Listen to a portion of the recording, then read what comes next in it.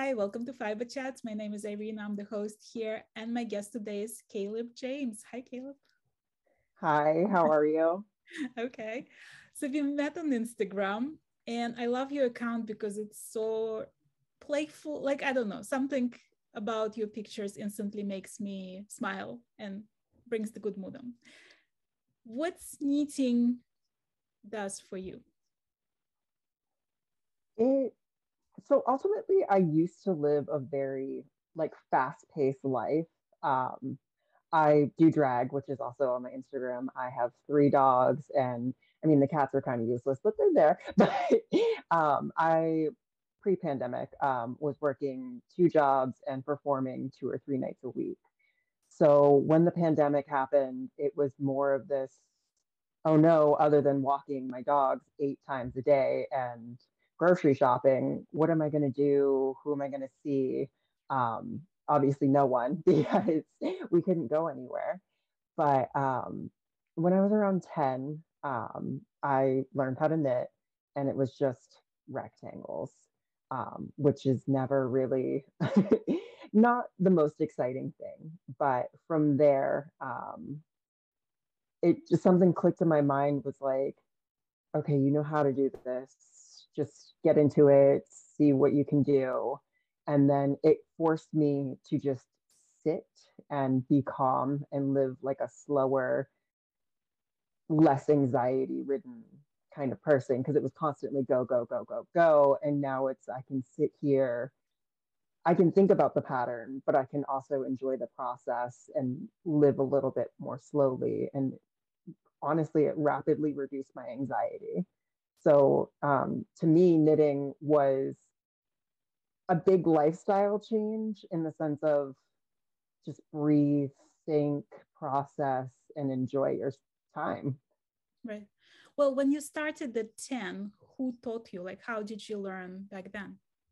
So it was like a camp counselor. I went to a summer camp. I can't remember the name of it, but it was one of those things where we were all running around being crazy. And I think they just wanted us to sit and not run around so much. So from there, um, my mom started knitting, interestingly enough, and she held on to it. And then I gave up. So, like, when you gave up, like, you didn't come back to it until a year ago? Pretty much, yeah.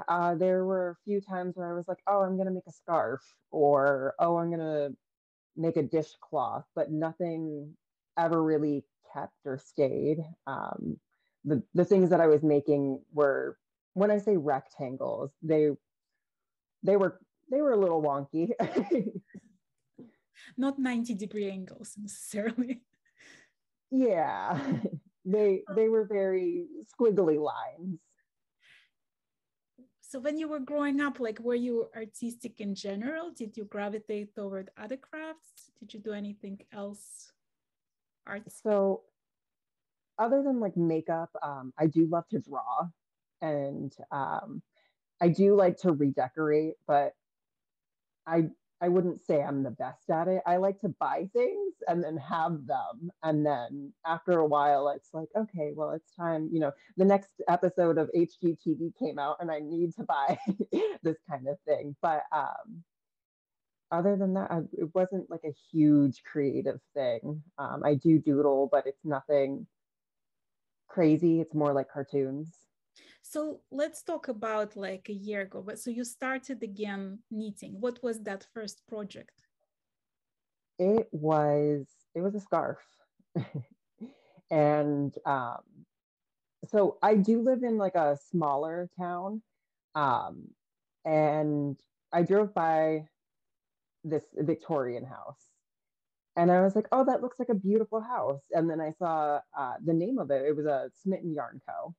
And I was like, oh, it's a yarn store. So I went in and was surrounded by all these beautiful things. And I was just like, oh, okay, let me just grab something and run. Did you Which feel at that point, comfortable? Did you feel comfortable going into the store? Like, were you nervous going into there? it was very relaxing. The only thing that kind of scared me was I had no idea what I was doing. And I also had no idea the price of hand-dyed yarn. So those two things were kind of intimidating. But other than that, it was a very warm and welcoming environment. So you started with that scarf and now you're knitting all these gorgeous shawls and sweaters. Like, how did that happen? Like, what was that evolution like?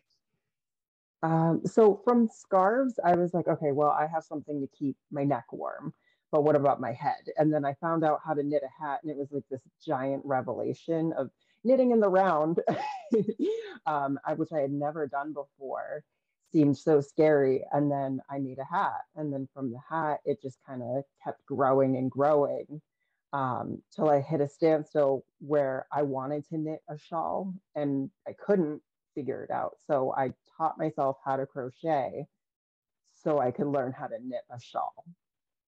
So it was this very weird um, going the long way to learn how to knit a shawl.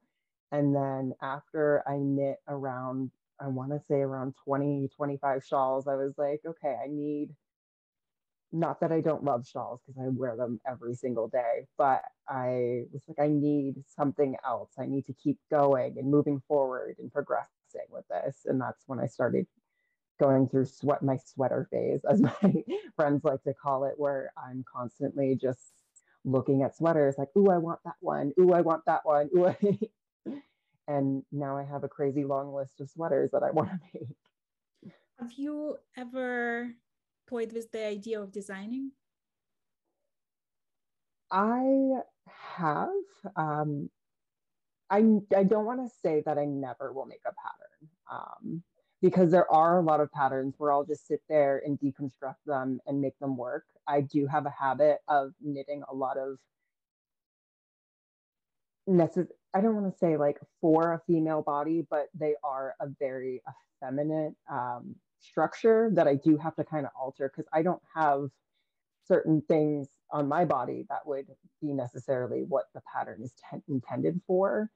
Right. So in the long run, I don't want to say I'll never design, but it is one of those things where I'm like, okay, me and math we're distant cousins that don't really talk all the time. So possibly. So you mentioned that you doing drag sometime. Have you ever needed something for that? I a lot of my friends want me to, um, but I work with a lot of wool, and I already am a hot and sweaty person as it is. I can't imagine getting on stage with all of the lights and dancing in wool. It seems a little terrifying to me. There are other kinds of fiber you can put on. I know, I know. I could do it in Some acrylic or stuff sparkly like that. thing. Yeah, I could. Well, let me ask you a hypothetical question. If you do you have a name for your drag Yes, persona? yes. So my drag persona is Kylia V. Okay, like if you were to need something for her, do you think like when you're in drag, like are you a different person or is it the same Kaleb that in front of us now? Do you think you would need like completely different style? Do you think she would be attracted to something completely different? Yeah, and that is the other thing that would scare me too, because in drag, everything's very, I don't want to say avant-garde, but I wouldn't want a very normal structured garment. I would want something, with big puffy sleeves and very exaggerated. And from that, it would also have to come in, but I would have to learn how to do these things, which I am not opposed to doing, but then I would also have to learn how to do it. So I kind of avoid it as best as I can because I know how to make things with a sewing machine, which would probably take way less time. And then like my boy side would have that time to construct the sweaters that I would want for my boy side. So you're in New Hampshire, right? You're like my neighbor, basically. Yes. Like we are next door to each other state-wise.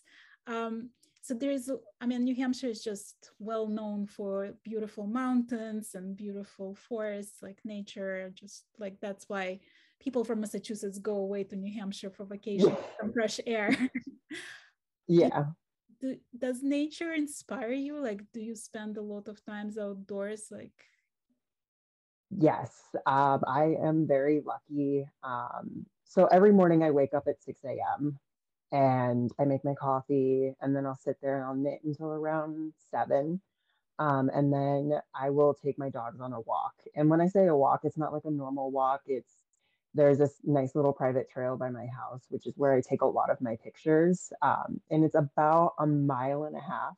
So I am very lucky in the aspect that I have that time in the morning to just wake up, enjoy my coffee, and then I have to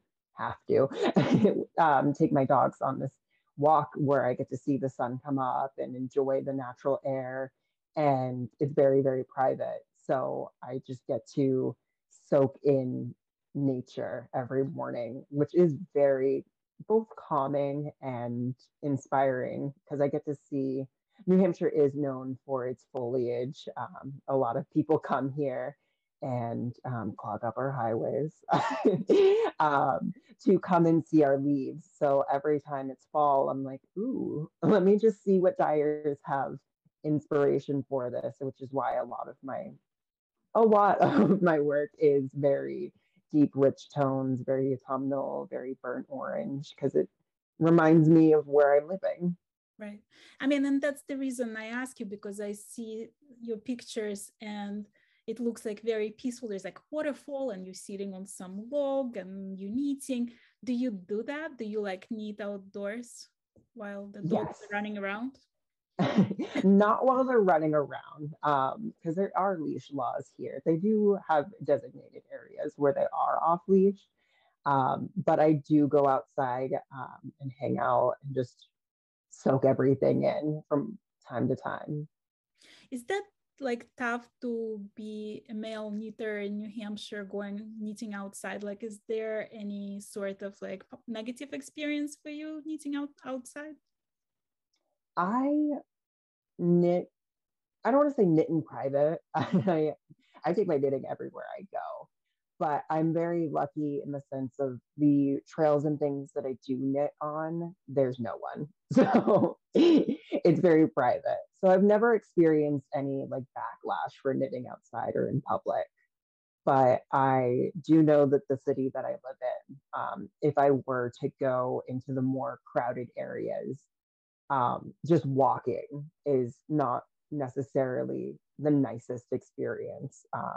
So I do kind of both limit my exposure to crowded areas and what I'm doing in crowded areas, kind of thing, just for like my safety. So, Um, so when you on Instagram and you meet all kinds of people, like you meet people who are just like you meet people who inspire you. Like, did that open like all new world for you when you joined Instagram?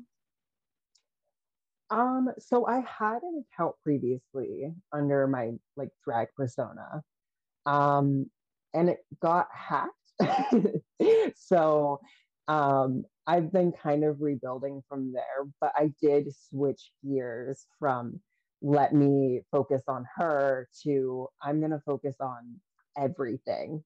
And it did. It really showed me I get to scroll through a different feed from what I was used to. And this feed is I see people from all around the world. I get to talk to people from all over and hear their stories and kind of peep into their lives in not a creepy way and enjoy both what they're knitting on. And it also, contributes to my shopping habit of hoarding all of the yarn. What's your private yarn stash looks like?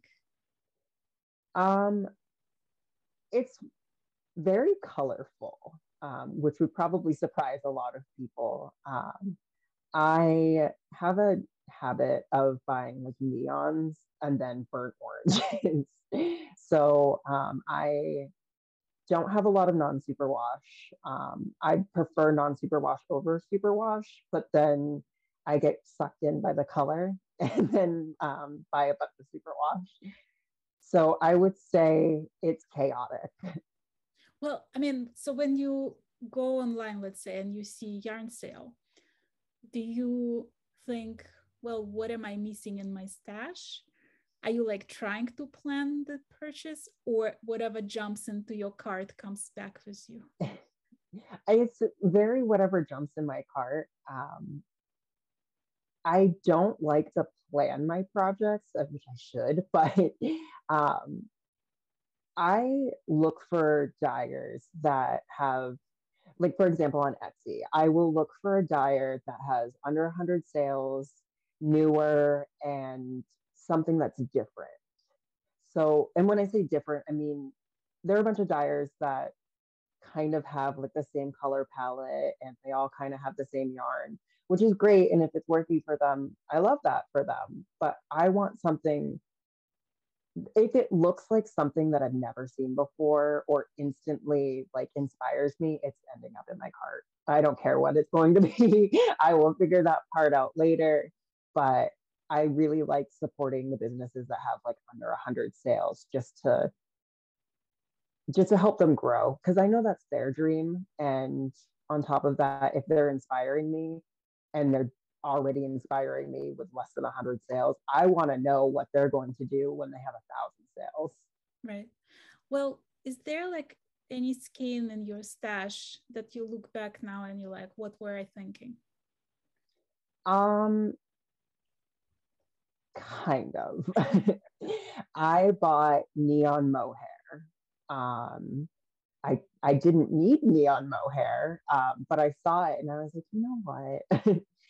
it I'll figure out what to do with it. It'll just come home. I'll figure it out. And then for the first like 2 weeks, I was like, oh my God, what did I just do?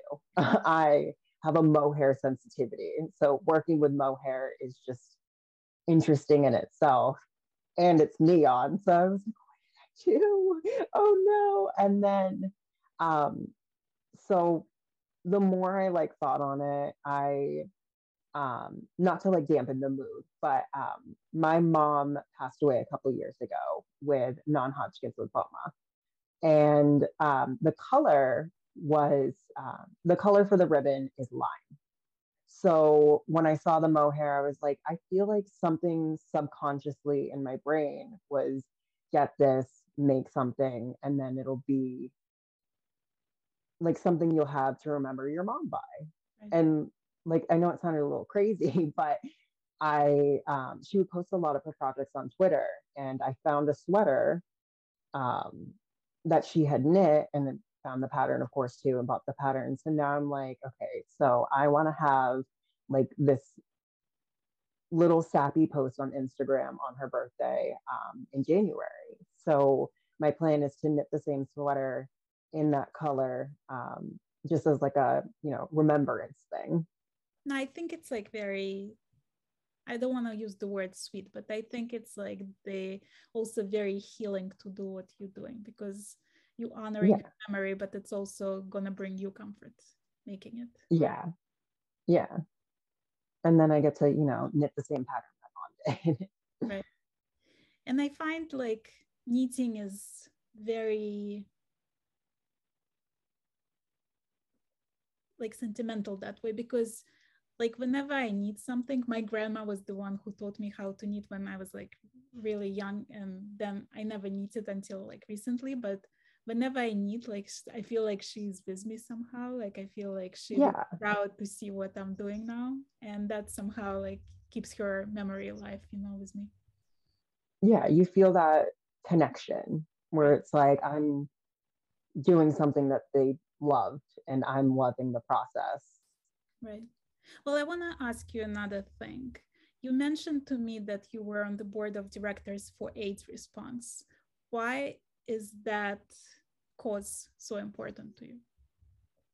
So AIDS Response Seacoast is a local nonprofit to me. We assist people with both medical, like helping them apply for Medicaid. We also assist with dental rental insurance and oh God, why is my brain blanking? I should know more, right?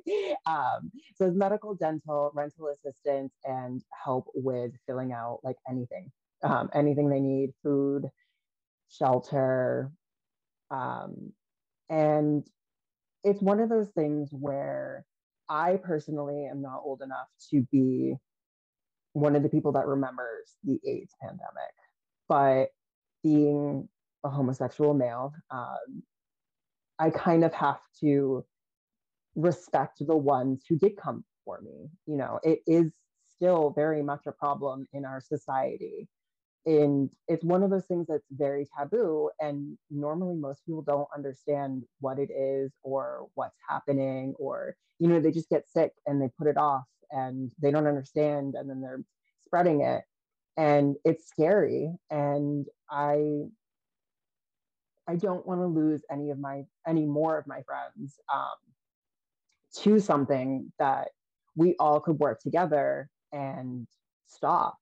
You know, there are plenty of medications out there and plenty of preparations, and there's things that you can do before even doing the deed, and spreading it even more, and just being able to help those who are affected by it, and spread knowledge out there to dampen the stigma behind it. It's not one of those things that I can ignore. I'm not personally affected by HIV or AIDS, but it does affect my community. So in a way, it does affect me. So it's very important to me to make sure that we get it out there, and the stigma, make sure everyone is more well informed of what they are doing and what they could be doing to prevent it. If any of my viewers would be interested in helping you with your cause, how can they help? Yeah, so they can donate. We do have a link on our Instagram, which is ARS. And then we do have ars.org. And we also do a virtual drag show once or twice a year, in which we definitely would encourage people to click on. And if they feel so apt to donate to us, they absolutely can. Right. Well, we can put the link to it under the description of this video, so it's going to be easier for people to find it. Perfect. Thank you. So when you decide on what you're going to need next, how does that decision happen? Do you see something? Do you feel like, oh, I need new thing in my wardrobe? How do you pick the next project? I kind of get influenced by what everyone else is knitting most of the time. Sometimes it'll just float into my life by just searching on Ravelry. But most of the time it has been just things that other people have where I'm like, ooh, I like the way that looks, I want it. Or it'll be this weird, someone will comment on how a pattern, I kind of feel like it seems very exclusive in a way, because I am a male knitter and I do have a male body. And there are a lot of patterns out there where people will comment and be like, this looks great on the female form, and this is very feminine and stuff like that. And then I'm like, well, why does it include me? Why can't I have this too? And then I'll get the pattern and be like, see, I can do it too. Which is how I ended up with 3 love notes. But because I'll see it's a lot of people making those comments and saying, oh, it's great on females and yada, yada, yada. And then I'm like, okay, well, I want it too, kind of thing. And then I'll adjust the pattern to myself and be like, see, everyone can wear it. Right. Is it difficult for you to, did you already figure out everything that needs to be done to any particular sweater to fit you perfectly?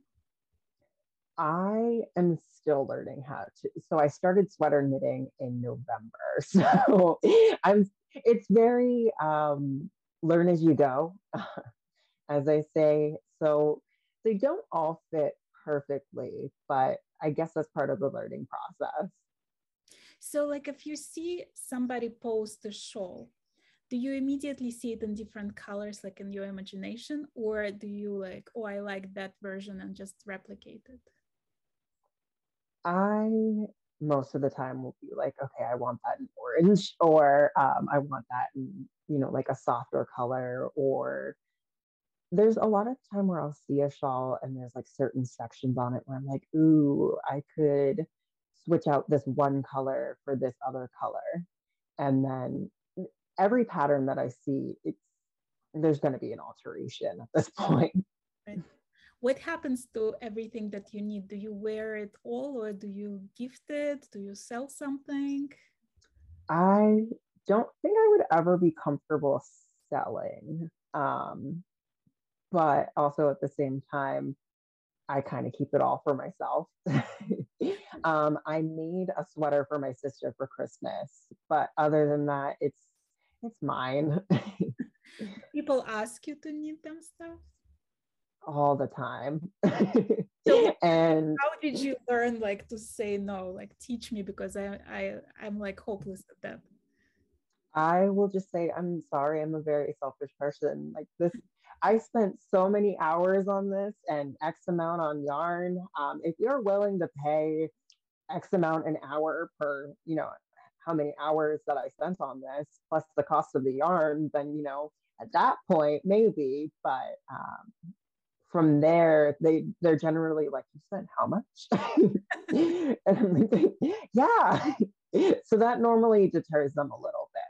So just throw like an astronomical number out there, and then they'll just be like, okay, no, I don't want it. And if they want, then we'll consider selling it. Yeah, I mean, like if they're gonna pay, X amount per hour plus the cost of the yarn, and you're willing to do it, then absolutely, I would do it. Right. What do you find about, so like right now you're mostly knitting, or do you crochet still? I crochet in a necessity. So if there's a yarn in my stash and I'm not vibing with it, or I have a bunch of scraps or something like that, I'll just crochet a blanket really fast. So I'll just bust out a blanket in like a day or two, and then like, oh look, I have a new cubby full, or like cubby open, Right. to fill with new yarn. What do you like about crocheting, like versus knitting? What is it, the speed It's of it? Is it the ease it's the of it? speed. It is the speed. I will always prefer knitting over crochet, because there's something very therapeutic about knitting. But crochet, it's very, I'm gonna get this done. I'm gonna get it out. It's so fast. It's so quick. Um, and then knitting's like, okay, just breathe, enjoy the process, and it's very therapeutic. So what's your learning process like? Do you take classes? Do you go on YouTube? Do you look through books? How do you learn new techniques, new stuff? It's a culmination of all of it. And then I'll fail at it about 5 times. And then after I fail 5 times and rip it out and have a little bit of a temper tantrum, that's when I learned. Well, I mean, do you get stressed over knitting? Like you told me it was therapeutic and it was meditative. Yeah. You get to the point when you're actually frustrated with it. Yeah. When I'm learning new things and it's not clicking is when I get frustrated. I'm lucky that it's kind of hit that point where I'll have to watch a video once or twice and it's frustrating for a little bit. And then once it clicks, that's when I'm like, oh, okay, I got this. Is there like a technique that you tried but you just can't master yet, or that you thinking about trying but you're terrified of? It would probably have to be like a full lace anything. I've done like panels of lace and stuff like that, but I'm always a little put off by lace or color work. Color work, I haven't really dipped my toes into. And I know it's mind over matter kind of thing. And I'll get there, but right now it's between lace and color work where I'm a little iffy.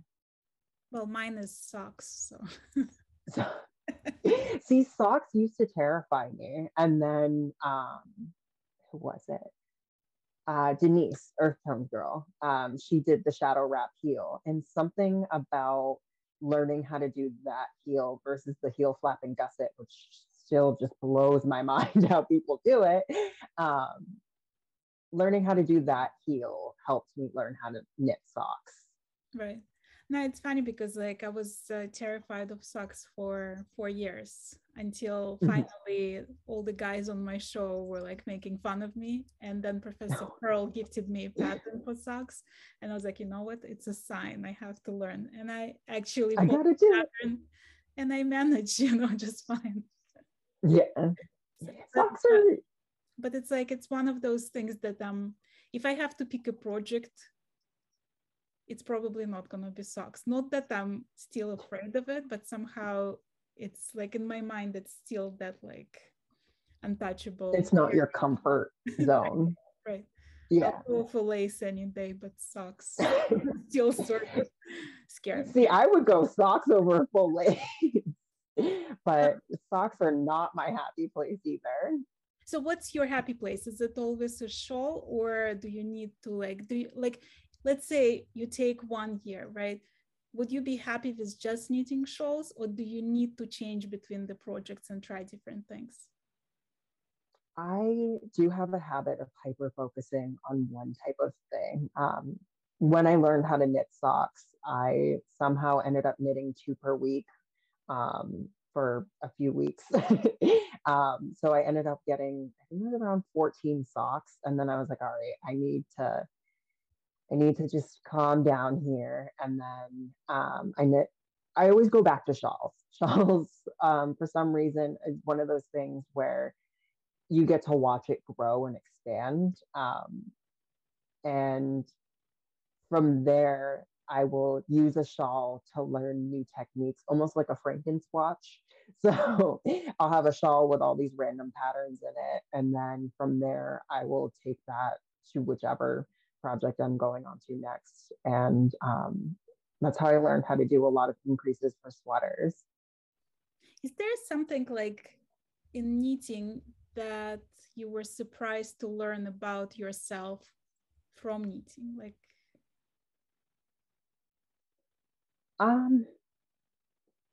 that I need to live slower and maybe a little bit calmer instead of letting the world run my life. It's more that I need to stop and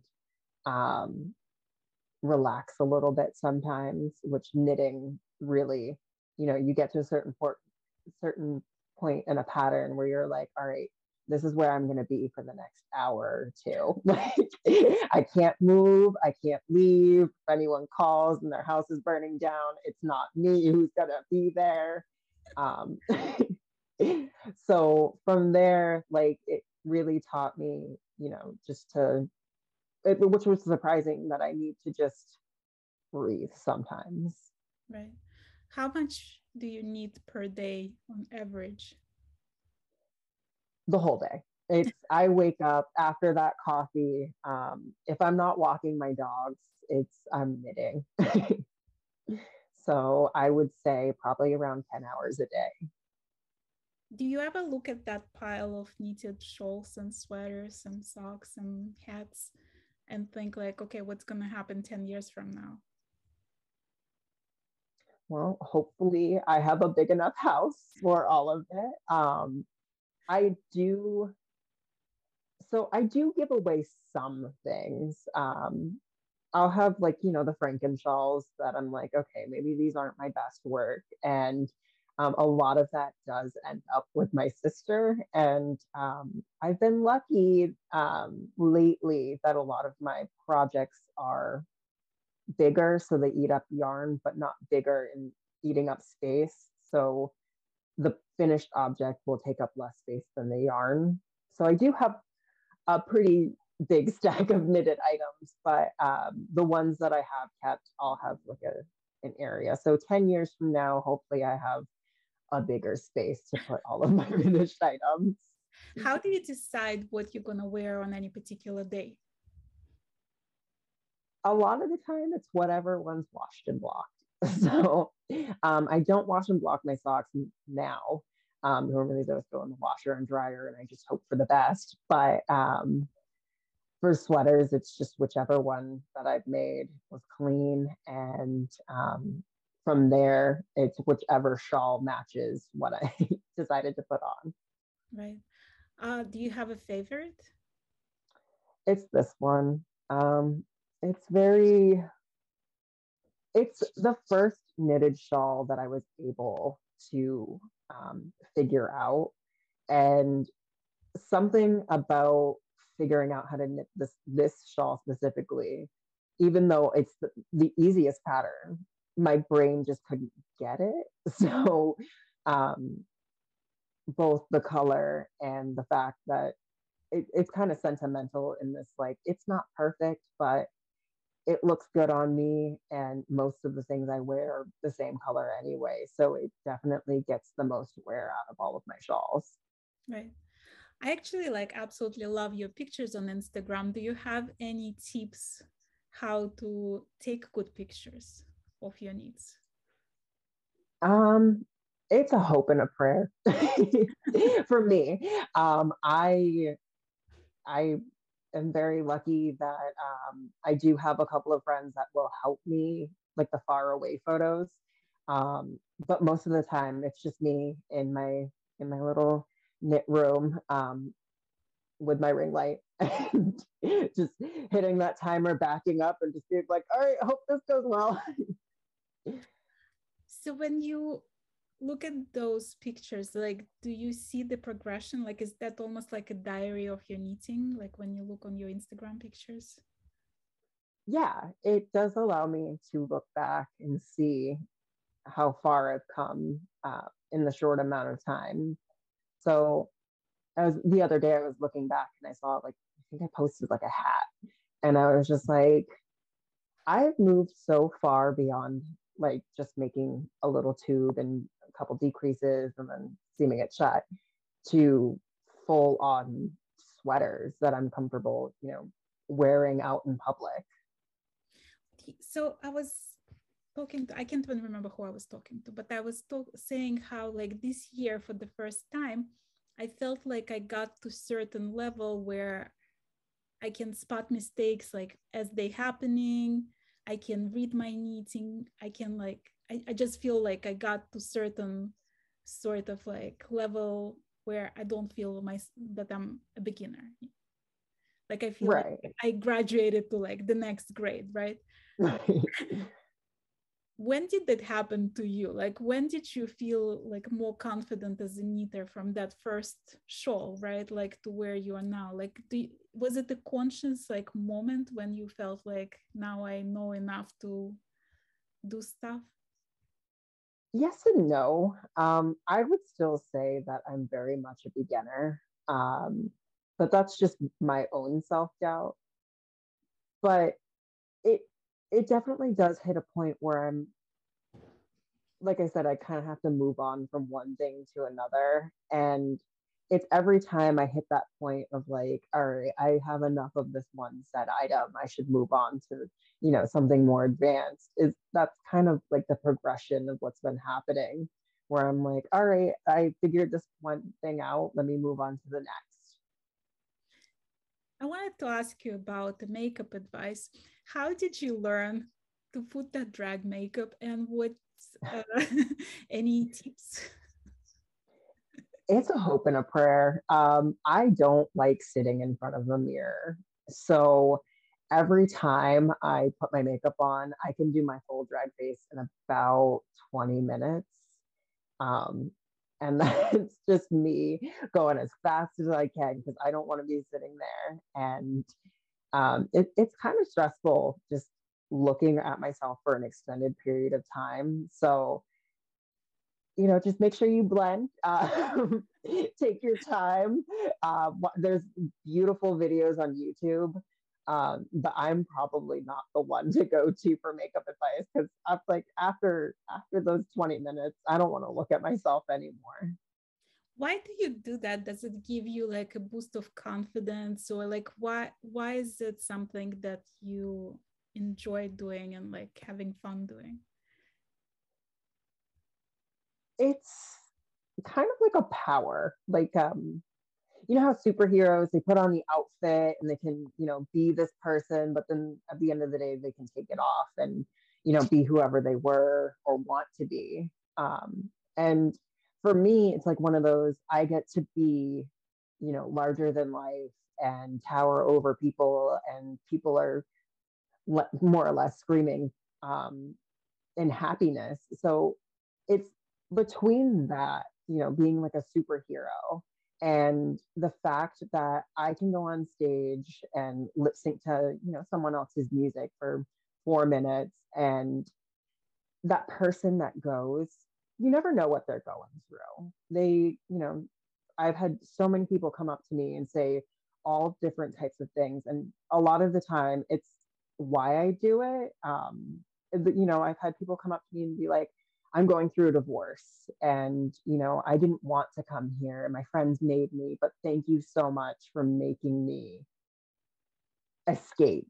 And to be able to give people that little bit of escape and happiness definitely makes me feel like a superhero. When you put those pictures, like because you put both kinds of pictures, you put your knitting and your drag persona, like when is that by design? Like did you want it to show like all sides of yourself on your Insta? I think it kind of hit a point where I was just like, there's too much, you know, like it's still me.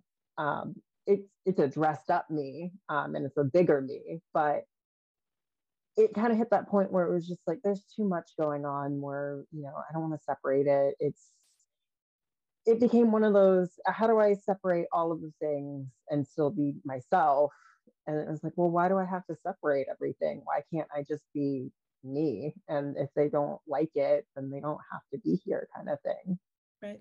No, I actually like really love seeing every aspect of you there, and you know, you being quiet on the log in the woods, and you being with your dogs, and you being on the stage as well. You know, it's like I feel like that's what makes you you, and that's what makes you interesting. Yeah, because So I'm not always quiet and I'm not always on a stage and loud. right. I'm all of these things and none of them at the same time. What are you working on now? Like what's on your needles now? So it is the year-round popover sweater. Oh, that's so I can't remember the name of the designer. I think it's Homebody Girl or something like that. It's a cropped sweater for my sister. I was kind of freaking out about it today because it's a weird shape. It almost looks like a triangle. mm-hmm. And it wasn't until my friend Henry was over, where he was like, oh, we'll try it on. And I was like, okay. And then I put it on and I was having like a minor panic attack. And he was just like, I know this is going to sound weird, but shove a shawl in the front. And I was like, why am I going to shove a shawl in the front? This makes no sense. And he was just like, no, no, no, just trust me. And then he shoved a shawl in the front and everything kind of clicked where it was like, oh, okay, this pattern is not meant for my body. This is definitely meant for, thank God, my sister's body. Because everything, like the yoke opened up, and because I am knitting it to her measurements, but it was very, nothing made sense until I did that.